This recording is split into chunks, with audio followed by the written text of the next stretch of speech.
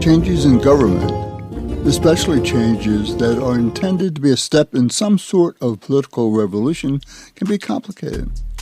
Competing forces, especially those with conflicted agendas in a coalition, tend to stretch out negotiations and tend to settle into a pattern of what to do with the status quo after change. Should the new government push hard for basic political and structural change? Should the direction of the coalition be social change as well as political? Thanks for joining us in Facing Reality for Social Justice as we continue to explore these issues as they concern the obviously exciting events in Bangladesh with the flight of the country's prime minister and the replacement of its increasingly harsh and brutal government with something new. This is the second part of a conversation we had with Nagesh Rao, professor of English in Bangladesh and an acute observer of the changing situation there. I would also recommend reading an interview with Nagesh that appeared in tempestmag.org a little while ago that went over many of these issues in detail. That's where I first read about his insights into the complexity of the country's current reality and what revolution would be worth its salt without its musical accompaniment. After our conversation with Rao, we have one of these musical themes that rapidly became popular with the Bangladesh protesters fighting for a better future. It's called Raised Voice Bangladesh, and it's really worth a listen. But for now, on to our conversation with Nagesh Rao.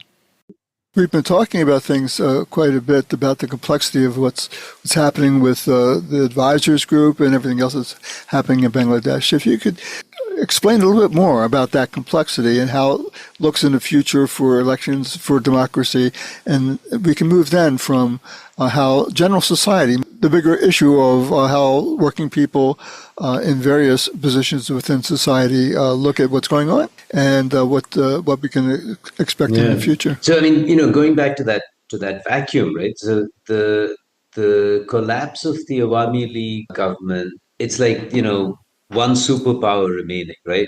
It's like from a bipolar, you've gone to a unipolar sort of moment within Bangladesh, if you want to use that terminology. So the BNP is the only sort of major political party in town. There are a number of smaller political parties, and some small parties of the left, but they're kind of insignificant. This government then has to, first of all, enact a number of reforms, pave the way for free and fair elections. So, for example, there's a practice under the Awami League regime of stifling opposition by filing false lawsuits against, false cases, criminal cases against the opposition. And so typically what they would do is they would, they'd slap murder charges or arson charges or, those explosive related charges on people. And those are non-bailable offenses. They just keep them in jail until whatever time they wanted. So that system is still in place. And in fact, former Awami Leaguers have been arrested. Former social minister of social welfare, who's a notorious corrupt person who accused of all sorts of things like land theft, etc., etc. They were arrested and charged with murder, along with 5 or 6 others. And the way they do it is like they charge 5 named individuals and like 500 unnamed individuals. And that's the charge sheet. So then now they've got like a 500 unnamed individuals who have been charged in this murder, and they can just fill them up. They can just fill them up. So then they go and then they raid neighborhoods where opposition, where the opposition is strong. Round up people, and the correct phrase is shown as arrested in this case. So they're shown as arrested in this case. So those sorts of practices I mean, all of this has to be reformed. You have to fix all of this before you can have elections. But then look what happened soon after, the toppling of the government. You had this period of chaos. You had, a bunch of violence that broke out, vandalism, that sort of thing. And immediately after that, you had floods. We've had, some really, really major flooding thanks to India opening upstream dams because of flooding upstream. There was very heavy rains in the Indian state of Tripura, which borders Bangladesh. And India opened a dam and the dams on a couple of rivers without any forewarning, and one of those dams was opened in the middle of in at midnight. The Indian government later said, oh, we didn't open it, it was triggered automatically, it was an automatic opening. But it was done without warning, so that a number of Bangladeshi villages and towns got flooded in the middle of the night, literally. So students who had been directing traffic in the cities immediately pivoted to doing flood relief work. A lot of focus has been on that, and now there's a increasing, calls for restoring law and order, as there's been no police on the streets. So all of that has to be taken care of, and now we've got the army with magistracy powers, just as what appears to be a wave of Bengali settler colonial violence in the Chittagong Hill Tracts, backed by the army. So there's a region of Bangladesh, there's a part of Bangladesh known as the Chittagong Hill Tracts. These are hilly areas. Bangladesh is a river delta. Large part of Bangladesh is a delta, and then there are these hilly areas known as the Chittagong Hill Tracts, where indigenous peoples, and there are a number of different indigenous tribes and peoples who live there, and they have been demanding autonomy for several years, for decades, and the Bangladeshi state has essentially ruled over this region with special powers given to the army, and it's mainly through force that they've. There's a. I'm not an expert on the history of it, but there were peace accords that were signed sometime back, and those peace accords, from what I gather, like I said, I'm not an expert, but from what I gather, those peace accords have been not been fulfilled by the state, have been broken, as these things often happen. So these indigenous communities are essentially under pressure from Bengali settlers who own most of the businesses, or who run tourism industries and so on over there. And the army also actually has its hands in the tourism industry in the Chittagong Hill Tracts. Just day before yesterday, some kind of incident sparked an ethnic riot where Bengali settlers have gone and like murdered and like burnt houses, and they're basically terrorizing these communities.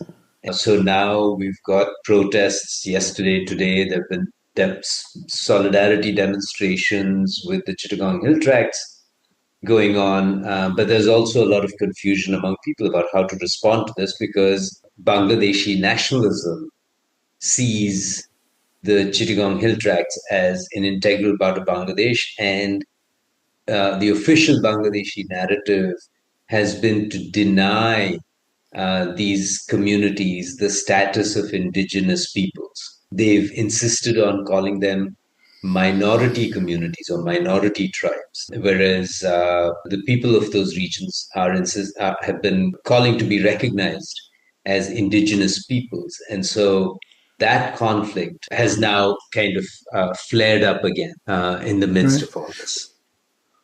Well, let me ask before we go on to some of the other issues. I mean, there are a couple things that come to mind immediately. Is that there are quite a bit of ethnic divisions that you're mentioning in some areas of Bangladesh that need resolution one way or the other. But I want to bring in also refugees from Arakan State in Myanmar, the Rohingya population refugees, which is quite an extensive number of people, which also might complicate the question of how mainstream Bangladesh relates to these communities as well. And if you could talk about the nationalism that you were talking about and how it relates to those two groups, but also what's the position of the UNOS government to both of these things, to the indigenous groups that is part of this equation, but also to the Rohingya population, the refugee population that must be part of the government discussions that's going on as I'll well. take the Rohingya question first, and we'll come to the Chittagong Hill Tracts after that. So there are about, what, a million, something like a million Rohingya refugees in Bangladesh. Right. Most of them came over in 2017, but there have already been quite a few of them from earlier waves of violence in Myanmar. Since then, Bangladesh has actually been pretty good in terms of not pushing them out and keeping the border open to let them in and so on. The Rohingya and Bangladeshis share a common language. They share some ethnic ties, but Bangladesh, obviously for obvious reasons, economic reasons, and so on, can't really host a million refugees indefinitely, right? So Bangladesh has been calling on the international community to help, particularly India, to help with rehabilitation and so on. Not much rehabilitation has happened here in Bangladesh either. All these refugees are still in refugee camps. So the rehabilitation of those refugees is an ongoing crisis. I mean, it just isn't. There doesn't seem to be any movement on that question. Are there legal restrictions on their movement? Movement of people from the camps? So they have, for them to be kind of assimilated into Bangladeshi society. I think there's been some amount of that's happened, but not in any major way. They're still very much in these enclosed camps. On the other hand, so in terms of international assistance and so on, India has played such an incredibly obstructive role in the sense that in India, the kind of Hindu nationalism that tries to paint everything happening in Bangladesh through a kind of Islamist lens, the kind of Islamophobia in India it has been one of the main barriers to sort of any kind of sympathy for Rohingya refugees emerging in a big way in India. So, but the UNIS government has now apparently, UNIS has said that they're committed to kind of pushing the West to do more for rehabilitation on the one hand, but also recently there was a new US delegation just met with UNIS. And apparently they talked about resolving the underlying cause of the Rohingya crisis. And so when they say the underlying cause, we have to ask, what does that mean? Is the US suggesting that Rohingyas will be sent back sometime soon to Myanmar? Would that mean, are they talking about regime change in Myanmar? Who knows? We don't know what that really means. But there is this sort of emerging claim that UNIS and the West will sort of work to make find some kind of resolution to the crisis. When it comes to Chittagong Hill Tracts, the government's attitude towards it, I'm not entirely clear yet. They've been treating it as a law and order situation, as a law and order problem. We heard that internet had been cut off. At least there were complaints coming from some social media accounts belonging to people in the Hill Tracts saying that that internet had been shut down. And for the student movement here, internet shutdown was a huge motivator. People were, people were really, young people really take that very seriously, internet freedom.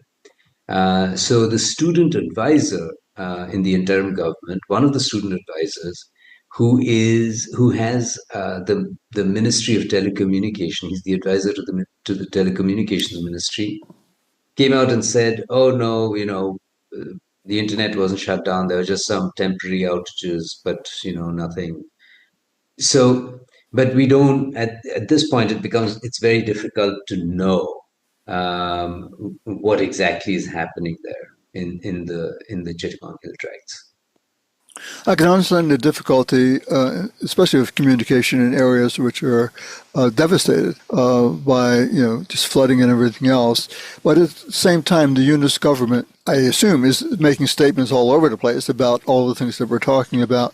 Within that, though, there is a coalition. Do, for instance, the students, or if there are any left-wing people that are also part of the group of advisors, are they making independent comments either about the Rohingya situation or the situation with the indigenous communities, or is it mainly just left to the UNIS government to say whatever they feel is the appropriate government response? What I'm trying to get at is what kind of organization is being developed in opposition to what the UNIS Right. government would possibly do, or as an alternative to some of the strategies that are going on there. Things Yeah, seem to yeah, be yeah, in yeah. flux, which is okay. I mean, flux is an opportunity as much as a crisis. And Hmm. but it's a crisis of opportunity of organization that people have a sense of where they want to go, what they're trying to do. Can you tell then, within the government board of advisors, if there is that kind of discussion going on with the differences that are there, or is there any independent outside of the government organization developing around some of these issues as well? So in terms of the kind of discussion going on in the interim government, I'm not I can't say much about that. What we have outside of the interim government is in some ways more interesting because of the vacuum that's opened up. There's a lot of space now that's opening up for organizations old and new. Some organizations are kind of renewing themselves. Some organizations are cropping up that didn't exist earlier. For example, among university and college faculty, teaching faculty, there's a network called the University Teachers Network and UTN. And UTN has been very important in kind of flagging particular issues for the student coordinators to kind of address. So the UTN has had some amount of a kind of left wing, has been able to exert a kind of left liberal pressure on the student movement. There are new cultural formations, progressive cultural formations that are kind of coming together. So lots of old cultural groups kind of coming together to form new groups. So there's that kind of organization that's going on. There's well, an organization that has been trying to for a long time to get party status and has just recently been recognized as a registered party. Roughly translates its name translates to People's Solidarity Movement. People's Solidarity, yeah, Ganushanhati Andolan, People's Solidarity Movement. They had sort of fought alongside the center right, that is along with the BNP, in opposition to the Awami League government last year during the elections. They were part of the opposition. Now that the Awami League has been overthrown, they are now renewing their kind of identity, renewing their purpose, because they're no longer a party in opposition. They're no longer a party that sort of has to ally with the center right. They can actually kind of, they need to lead in a different way today, and they kind of recognize that there's a lot of that going on. Among the students, there are left student groups, and like the student wing of this People's Solidarity Movement, which is known as the Chhatra Federation, that's the Bangladesh Student Federation. One of their members is a well-known coordinator of the student movement. So their positions are critical and sort of to the left, you could say, of the government. But it's kind of tricky because right now people don't want this government to fail. People don't want this government to collapse because if this government collapses, nothing good can come of that. The alternative right now would be the army. Be there isn't any sort of progressive force to pose an alternative. Right. And one reason for that, that the working class and the organized working class is tiny. I think it's like, what is it, 5%, I think, of the workforce is unionized, something like that, or is in the organized sector. It's a very small organized working class. It was a Yes. very active working class. I mean, there were a number of, I mean, internationally, one of the things I've seen over the years has been the garment workers in Bangladesh have been exceptionally good in getting their ideas out by striking and by different Right. kind of activity because of the working conditions and pay and everything else has been Mhm. so horrible.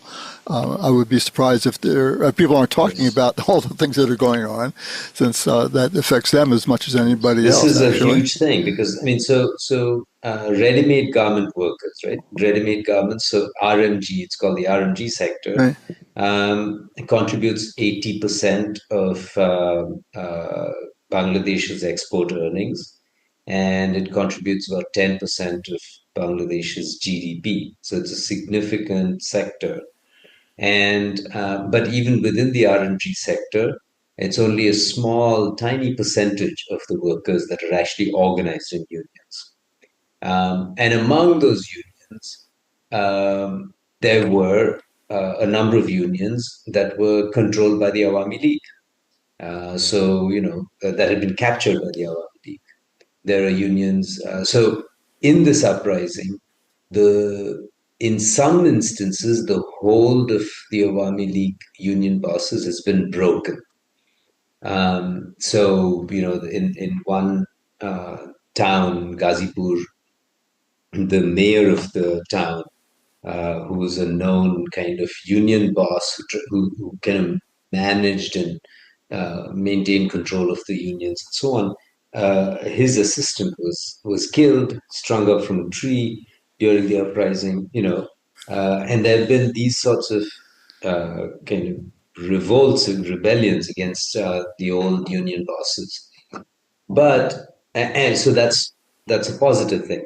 Along with that, there have also been unions led by people on the left and unions that are led by, I think it's called the Garment Workers Federation, and I think that's affiliated with the People's Solidarity Movement. They actually made gains. They pressed for a number of demands in the aftermath of Hasina's fall, and they made some gains in returning to work. But here's what's happened since then is actually, let's just backtrack a little bit. Last year, garment workers had begun an agitation for an increase in their wages. So the average wage when I came here, the average wage in July last year was 8,000 taka a month, which is approximately 65 $70 a month, something like that. And they were demanding 25,000 taka. So they were demanding a threefold increase in their wages. That's a pretty bold, and by December, and probably this was just because, elections were around the corner with, like I said earlier, dummy candidates that the government was putting up. The garment workers won, they came halfway there. So they won an increase to 12,500 taka a month. There's been some forward momentum that workers have made, and the memory of that struggle and the continuing struggle must have impelled them during this uprising to push their demands as well. And some of them have made some gains in the course of the uprising. But some of the other unions, which were controlled by Awami League, some of them still remain under the control of the Awami League. And they have been sabotaging. So there's been this whole there are a number of riots and so on that have taken place where workers have been incited by Awami Leaguers to prevent factories from opening, to create chaos and instability in the economy. So it's very confusing right now because, on the one hand, there were workers who were protesting, there were unemployed workers who were organized, organizations of unemployed workers who were protesting, and and at the same time, there were workers being kind of provoked into sabotaging factories. Some of those factories were owned by Awami Leaguers who have fled, who fled abroad. And there's a whole big, huge company called Beximco that runs a number of those factories. And the question of Beximco and what's going to happen to its assets and so on is a big question mark.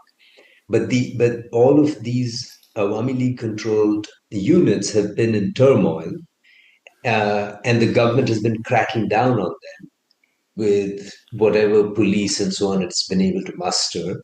Let me ask you one specific question about the garment workers. One of the ways I found out a lot of what's going on there is through what are called Solidarity Center organizations, which is a complicated, has a complicated history, but it's had some connection in the past with U.S. CIA elements. Seems to have done a very good job of talking to union people about union issues, but it's been fairly much against change politically, and it's what it's trying to do. Do you know if that has had any relationship that you know of with some of the activities that's been going on with the garment workers unions, or with anything else that's happening in that industry? Solidarity Center. I don't know. I'm not aware of that really. No, that's okay. Mm-hmm. It's not something that they talk a lot about the garment workers in Bangladesh, Oh, okay. in their and how much good work that they've done. And there might even be some on bread and butter issues very good. But I've seen places where they've also been saying stay away from politics and just stick to the bread and butter issues, which in this kind of a situation can be quite conservative. Right. Because things are really open for possibilities that weren't there before. Yeah. And when Yeah. you get people like working people, they have to be talking about what's going on. They have to take advantage, if they can, of the situation here to try to be able to get a better situation for themselves, like Yeah. everybody else Yeah. is. I mean, part of the problem is like there's a lot of violence. So all of the sabotage that's been going on, there's been arson, there's been, you know, workers who have been incited to riot, not so much to protest, right? On the other hand, there are workers who have been organizing in their own interest. The unions and the union leadership have now pledged to work with the unionist government to try to ensure a safe return to work and to reduce the chaos and turmoil in the industry. I think their understanding is that restoration of stability in the industry, they are not going, they meaning the trade unionists and the legitimate trade unionists and so on, are not going to be able to make any gains as long as there's turmoil in the industry. At least that's their calculation. I'm not sure that that's necessarily the best way forward. It seems to me that if Beximco and all these factories are you know in danger of being shut down or being burnt or whatever, it seems like the best thing to do would be to nationalize them under workers' control, under as workers cooperatives or something. Yeah, but you need to have the workers understand that as well. I mean, one of the things that I think is important is that whatever, I don't know if the relationship of the student movement with the workers' movement, if there is one, I think that would be of tremendous advantage to both of those organizations. But that's also a very difficult thing to do. But I'll tell you, what we need to do is at this point end our conversation. I appreciate your time and effort. It's a very complicated situation, I think, with a lot of opportunity, like we've been talking about. At the same time, very much danger and continuing the status quo. We have Sheikh Hasina has left the country, but what's changed? And that's what's in the air. Some people want change. Some people say, well, she's out. Let's go forward with, well, whatever, as long as it helps whoever they happen to be, helps our situation, whoever they are. And I hope that the people who are looking at what's going on now can take advantage of some openings, some possibilities, some potential for organization for now or for later. Things take time sometimes, and at the same time, sometimes they move very, very quickly. You can't tell how that works out. But Nagesh, thank you very much for your conversation. And I'd like to follow up fairly soon to see if we can follow through with what's going on, have a much better idea of how things are going, and see where we can go with that. So thank you. Now for a musical excursion to the streets of Bangladesh in protest.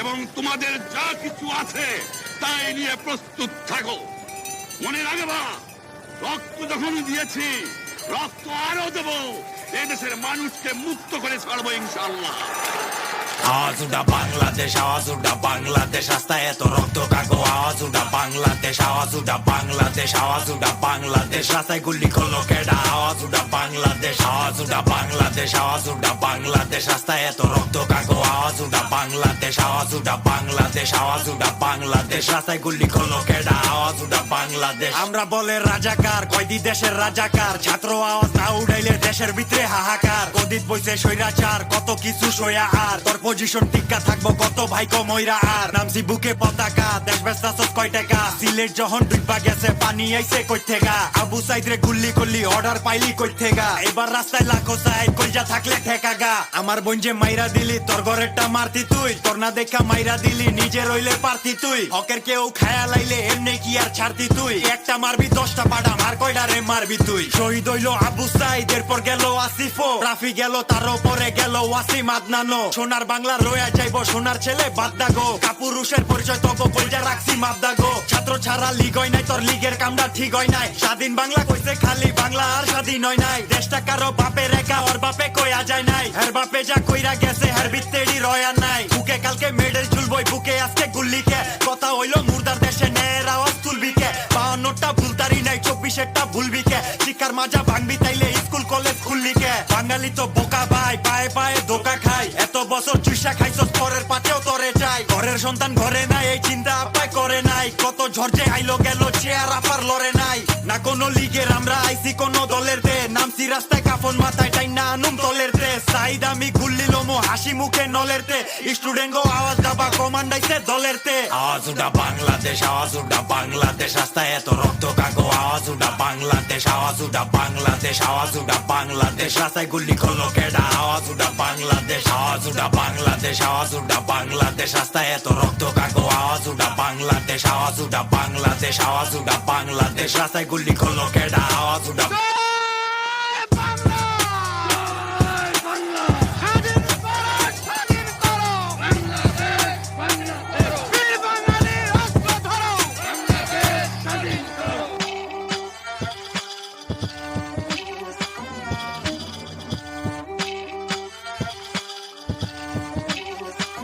Was Raised Voice Bangladesh with the refrain, Raised Voice Bangladesh, there is so much blood in the streets. Talk about Bangladesh. Raised Voice Bangladesh. You can get a full translation of the song on YouTube, where it got about 4,000 views over the past couple of months. It was written and performed by Hanan, and we thank Nagesh for providing it to us. And we'd also like to thank you for listening to our show today. And I'm Wayne Heibach.